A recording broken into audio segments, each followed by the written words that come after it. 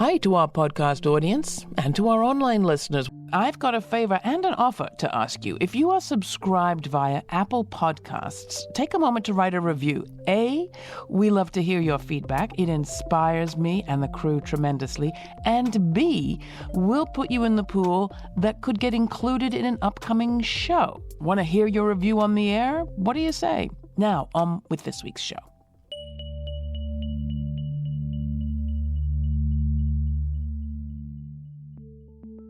Many Americans are blissfully unaware of the water crisis happening beneath their feet. Industrial agriculture and urban sprawl are pumping water out of the earth faster than the earth's aquifers can replenish. In some cases, the earth is cracking from the pressure, literally. California's Central Valley, producing 80% of the world's almonds, for example, is pumping so much water from aquifers that the land is splitting open and sinking. The Central Valley is projected to deplete its water reserves by the end of this decade. Experts are sounding the alarm, but it's an alarm that some populations, including indigenous nations, farm workers, and many Midwesterners, have been feeling for decades. And as with so many of our climate and environmental crises, people of color have been affected most of all. In this episode of our monthly feature, Meet the BIPOC Press, we are going to dive into our water crisis, how it impacts marginalized communities, and what climate-friendly solutions those communities and others believe will best conserve our precious water resource. For this conversation, I am happy to be joined once again by Mitra Kalita, co-founder of URL Media, a national network of Black and Brown community news outlets. Mitra is also the publisher of Epicenter-NYC, a newsletter based in Queens, New York. Hi, Mitra. Glad to have you with us. Thank you, Laura. Thank you for having us again. So our guests for this conversation are Andrew Hazzard, who's a climate reporter with Sahan Journal in Minnesota, a proud member of the URL Media Network. We're thrilled to have him here. And Sahan just participated in a 6-part collaboration on this topic with The Guardian, Grist, the Institute for Nonprofit News, and a number of other organizations. And we also have Warigia Bowman, a law professor and water expert at the University of Tulsa in Oklahoma. I just wanted to thank you both for joining us and welcome you to the show. Thank you. Thank you for having me on the show. It's a real privilege. So Warigia, I wanted to start with you. You recently said in a report in the New York Times about groundwater, from an objective standpoint, this is a crisis. There will be parts of the U.S. that run out of drinking water. I wanted you to unpack that statement. What happens is different laws across the United States handle groundwater differently, and that can even go down to the state level or even the regional level. So areas in Kansas, areas in California, areas in Arizona have groundwater management districts, which may have heightened protections, but areas not in those districts are going to be using water at a quicker pace. Our agriculture is withdrawing water at a very rapid rate, and it's withdrawing it faster than aquifers can recharge, as you know. But we really rely on aquifers and groundwater for our drinking water, not just agriculture. So we haven't really been paying attention to the long-term consequences of this behavior. Well, I wanted you to link that to climate change for me, because I feel like implicit in what you've just said is the effects of climate change on water. But I just wondered if you could unpack that for us as far as climate change directly impacting water as a resource. Okay, well, climate change affects groundwater and surface water in a few different ways. The first way it affects groundwater and surface water is that our precipitation patterns are changing.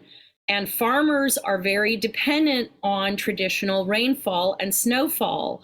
So climate change disrupts traditional precipitation patterns. It interferes with the calendar, and it also may move precipitation that we assume will fall in snow into rain. And how we get our precipitation matters. In some areas, we're going to be getting more precipitation than we expect, like in California, and in others, we're getting less than we expect. So it's also moving where that precipitation is. In a place like Colorado, if we're not getting enough precipitation, the Colorado River, the surface water will decline, and then farmers are almost going to be required to use groundwater. There's no other choice. Coming to you, Andrew, we're talking so far about agriculture. For the series that you participated in, you wrote that cities throughout the Great Lakes are facing crises for a whole set of different reasons. Can you talk about what those are? All sorts of solutions were highlighted throughout this series, but the problems really are very similar, which is that if you are a Black or brown person in an upper Midwest city, you are more likely to live in a neighborhood that is zoned for industrial purposes or was zoned for industrial purposes, and therefore is more vulnerable to flooding. And just quickly before we let you go on this series, I mean, it's really excellent, and I really encourage people who are watching and listening to check out the series. You can find it there at Sahan Journal. You also wrote, as one of your contributions, about what was happening for tribal nations, the Ojibwe, the white earth people that we spoke to, Winona LaDuke and others, when we were up there doing the reporting on the Pipeline 3, were feeling that they were at a crisis point when it comes to protecting their tribal waters from pollution, pesticides, drilling, you name it. You also put your finger on why this is so critical for them in particular. Well, I think for tribal nations here in Minnesota and throughout the upper Midwest, we have all these, which were once pristine landscapes, right, that have been morphed over the years to adjust for agriculture, for logging, especially here in Minnesota, right? And so what we've done is we've messed with the way that these water systems work naturally. We've put in dams, most recently, as you noted there, we have continued to put pipelines through many of these communities. That's very dangerous in terms of the potential for leaks in those pipelines, which could impact these waters. My story in this series was about rising water levels and how that's impacting wild rice, which is a very important source of nutrition, and it's a very important cultural resource for the Ojibwe people of Minnesota and Wisconsin and the upper Midwest.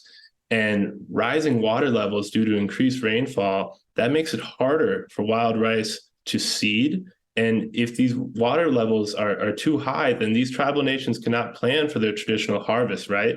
And that makes it more difficult for them to, continue the lives that they are guaranteed in certain treaties that they have with the U.S. government, and treaties that are often not as respected as they should be.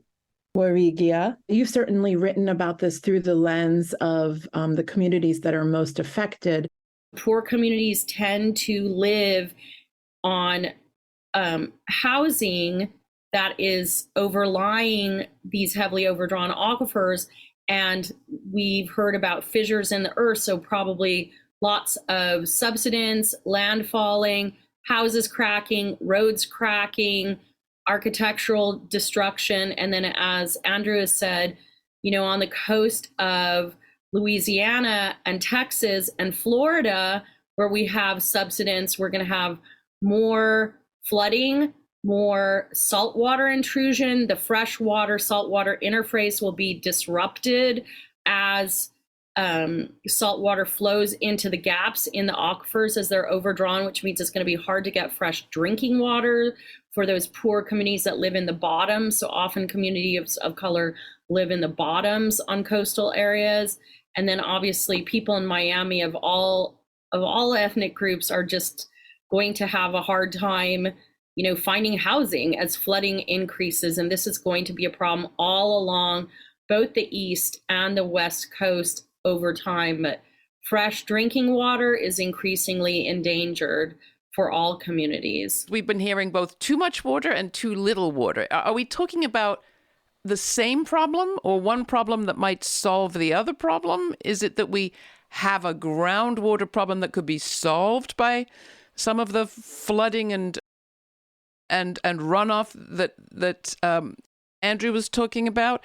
Or are these two just not connected? Well, the two aren't really connected, because remember that groundwater recharges over centuries or even millennia.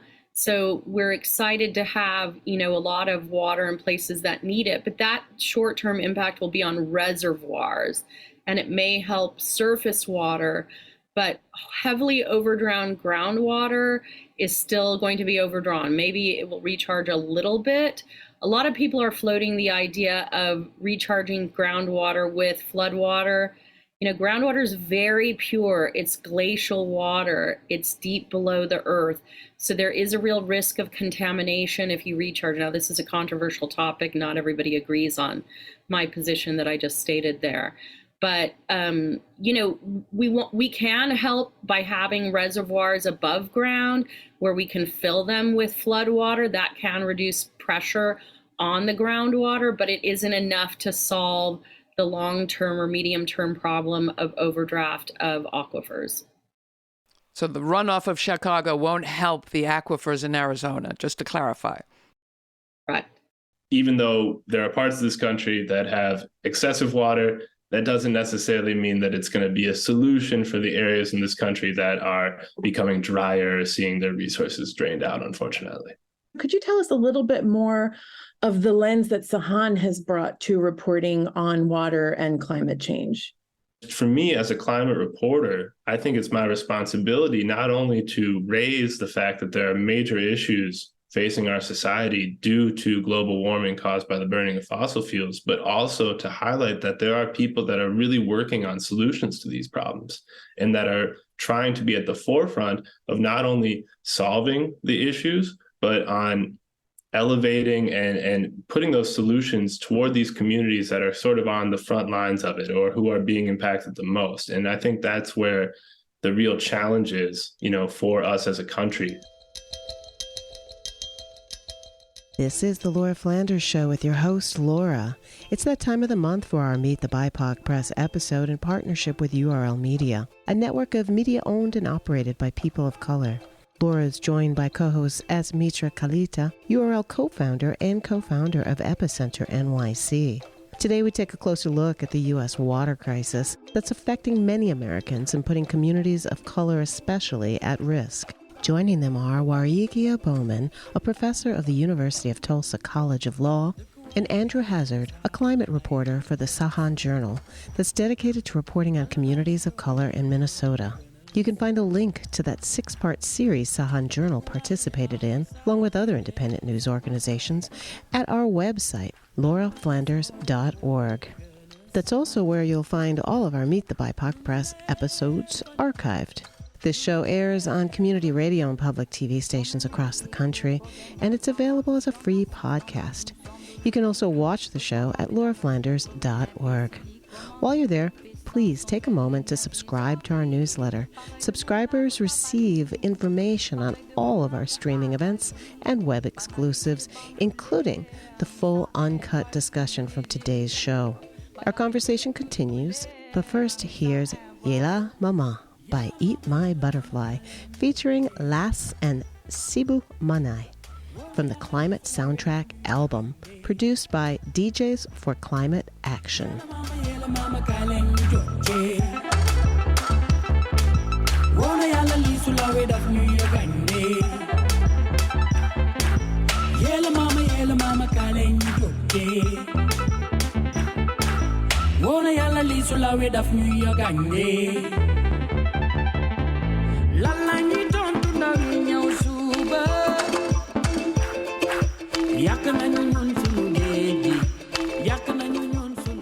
I want to come back to the role of industry, and this is a question for both of you. How do you get fast policy shifts that can be addressed by industry? If this is, it's not a crisis in the making, it's right here, right now.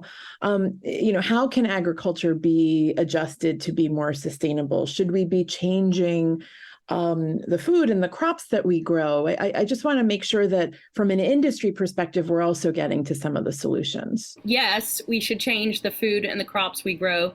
We should change what we eat. We should change how we view the role of agriculture in our society. I want to differentiate between industrial agriculture and traditional agriculture and small farmers. Small farmers feel this pain very quickly, so they're actually incredibly responsive.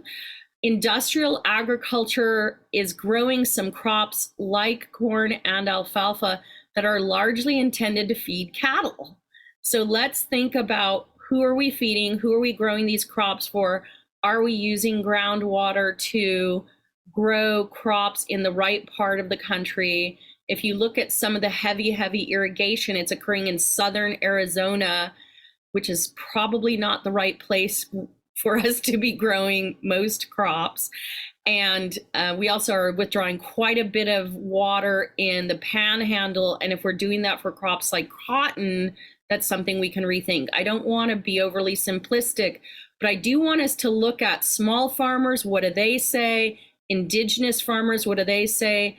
Farmers of color, people who really have not 30 years of experience, but thousands of years experience in this area. Is that happening, Professor Bowman? I mean, we're in the process of working on the next farm bill. Are we seeing any shift in this administration when it comes to listening to the people that you're rightly saying we should be listening to as legislators and policymakers? I mean, I think this administration is listening. I know that there's increasingly a movement of Black farmers recreating organic work in New York and in the South. So this is, you've said it perfectly. I mean, I think the administration's open to it, but academia and media, we are a push factor. The thing about emerging farmers here in Minnesota, that's a lot of immigrant farmers, whether they are from Latin America or from East or West Africa. We have large communities from both places. We have large groups of Hmong American farmers is a big thing here in Minnesota. And the thing is that if your great grandparents didn't get here when mine did to win the you get a big parcel of land for $10 lottery, then you don't have a big farmland. And what do they grow on those big farmlands? Corn and soybeans, monocrop agriculture. And here in Minnesota, a lot of that corn is actually just going to make ethanol, which is a literal fossil fuel. So it's not even going towards feed, it's going towards fuel. And so that's a big problem. I think there is an opportunity. There's a growing sense in this administration that people are going to get some more benefits for emerging farmers, for smaller farmers, for farmers of color in this next farm bill. But the question is will that be kind of scraps? Will that be little extras? Or will that, in fact, be a sizable investment? Because here in the Midwest, a little secret for everyone is that the corn lobby runs everything, in this country. I mean, if we ever lift the embargo with Cuba, it will be because we want to sell them corn. It will not be for good reasons. Even if it's not scraps that they get, is the potential impact enough of the smaller farmers, of indigenous agriculture, of community farmers, if you will, right? It's still not the big industry that the professor kind of painted the picture or to start our conversation. If it's enough, I think is, probably not, to be realistic about it. If you look at how we allocate agricultural land in this country, as Warigia said, it's monocrop agriculture. And that's what we've been doing, here for the last 50, 60 years. And I think that this growing movement of these smaller farmers trying to actually plant, food that people want to eat in their relative nearby area, or even traditional, agriculture as has been practiced in many places for generations, as she mentioned, that's really important. And I think trying to expand the amount of farmers that are doing that sort of work is really key to changing how we use our land, right? And that will also greatly impact water and how water is absorbed in our ecosystem, and also stormwater runoff from farms, from monocrop agriculture into streams and rivers. That's not good for our ecological health. And so I think that we need a bigger investment, really in these smaller farmers and in these more, farmers who are not only diverse in their background, but diverse in what they're trying to grow. That sort of investment, I think, is there's an opportunity. You wrote about the University of Minnesota becoming a home to one of these federal offices intended to get as much climate investment as possible to frontline communities, largely communities of color. What's your sense of how that's going to work and what the initiative will produce? This is an EPA center that is a technical assistance center for environmental justice. There are 16 of these that have been set up around the country. One of them is here in Minnesota, covering EPA Region 5 in the Midwest. And they are tasked with basically trying to help get as much money as possible into frontline communities, environmental justice communities around the Midwest. Now, what does that mean? Basically, it means that they're going to be helping people fill out grant applications, because for better or worse, a lot of how these big federal programs work is they make millions of dollars available in these grants, and they want them to go to these right communities. But if you're actually, from a poor community that's in a rural area, you probably don't have a bunch of federal grant writers sitting, at the local McDonald's, right? That's not really a thing. And so what this center is trying to do is help people make these grant applications as easy as possible. And the proof will be in the pudding. I mean, I think, one of our goals here at Sahan, one of my goals is to try and follow this throughout the next few years and see how it goes, see if they really follow through with this, see if they can direct this money to those communities. But we're going to have to see. This issue of water is affecting the vast majority of the planet. And one of my questions for you, Warigia, is, we're speaking on the verge of Climate Week at the United Nations. There's a climate action protest happening in New York. The message of that every time is always, the leaders need to listen to us, the people, and when the leaders don't lead, we will. To what extent is the work you're doing and that you're aware of involved with any kind of global push, because this issue affects so much of our planet right now? Well, my family is from Africa, and I just got back from Kenya in August, and I was excited because they are doing the African Climate Summit right now, so there is a lot of activity there, and my family are all farmers, which is one reason I get excited about farming. And the precipitation patterns are changing in Africa, and that's very stressful if you are a subsistence farmer. So what's different about the United States and about groundwater extraction and the rest of the world is, in the rest of the world, it's too expensive for people to drill these big wells. So subsistence farmers can't rely on groundwater. They have to rely on rainwater, which is changing.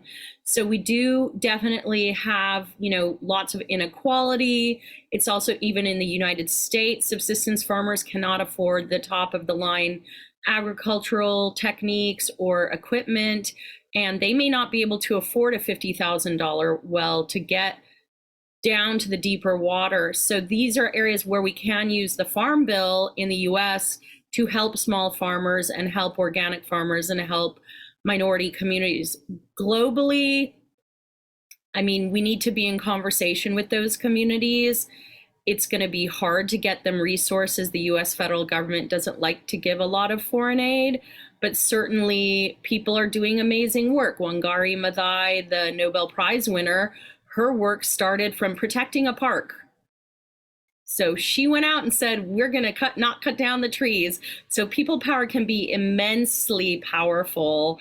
And I do think these are global conversations, and indigenous communities, when we define them broadly, exist all over the globe. And those are the communities that are most affected by the impacts of climate change. We're constantly saying the issues are connected, and yet you go to the corporate press and you see these articles as if all these things were not related. Climate, migration, immigration, industry, unemployment, housing, community development. They all appear on sort of different pages. How are you at the network bringing these stories together, or are you? We are indeed bringing them together. I think you cannot separate water from healthcare. You can't separate water from housing. You can't separate water from race and indigenous communities and the support that the government is offering them. And so in our case, I feel like by centering people of color, instantly we're in solutions mode in terms of how we're presenting these issues, and the connectivity is very real. So, one aspect of coverage that comes to mind is that after the hurricane in New York, where the majority of people who died were in basement apartments, but the majority of people who died were also immigrants. While we covered ways to make housing safer for these populations, right? So meaning, how do you fortify a basement apartment? Because at the core of it, we want a solution, but we're also centering the lives that we don't want to lose when the next hurricane comes. And I want to encourage people, if they haven't checked out our episode recently on the system of rice intensification, a rice growing experiment happening in Louisiana that is not involving the flooding of paddy fields. You can check it out in Jubilee Justice, Fighting Racism with Rice, in our archives. Andrew, you want to share any closing comments and perhaps what you're working on next? Well, I'd just like to say thank you very much for having me, and to point out that, there are a number of really cool people working on really important solutions to the climate crisis and to the water crisis specifically. And that, obviously there's lots of reasons to be alarmed, and rightfully so, but there also are reasons to be encouraged and reasons to be inspired by people who are out there doing really good work. We are covering immigrant communities and communities of color in Minnesota. We have some really good coverage out right now, all sorts of topics, driver's licenses for immigrants. We have topics about, I've got a new story out about waste incineration in Minnesota and some of the people of color who are fighting against waste incinerators. So we've got a lot of really nice stories out right now, and would encourage people to check out our website. And Professor Bowman? I'm grateful for you amplifying my voice, and I definitely am solutions oriented. There are some other wonderful academics doing work on this area, but I would love if we could do some work around these small farmers using heirloom crops, using traditional crops, seeing what they're doing there, because like in South Carolina, the Gullah people, they brought their indigenous knowledge from Africa, and they're the people who taught Americans how to grow rice. So we have a deep, deep knowledge going back thousands of years in this country and on the globe. So I just want to sort of repeat myself and say, I think that's a really rich area for investigation and solution. This has been an amazing opportunity for me and a great conversation. I'm so grateful. We're really glad to have you. And as always, Mitra, thank you so much for convening such a wonderful panel. And I look forward to next month's episode of Meet the BIPOC Press. Thank you, Laura. Thanks, everybody.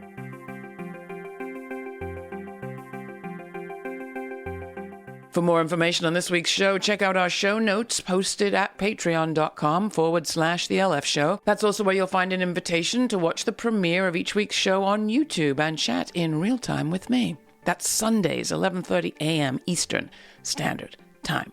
Your support makes it possible for this show to remain free to millions at all times on YouTube, as well as on public television, community radio, and as a podcast. And we are excited to partner up with our friends at URL Media to illustrate just how much independent media is out there and how often independent, especially BIPOC-owned media, fills the gaps left by the others. Commercial media delivers people to advertisers, we like to say. Non-commercial media delivers us to one another.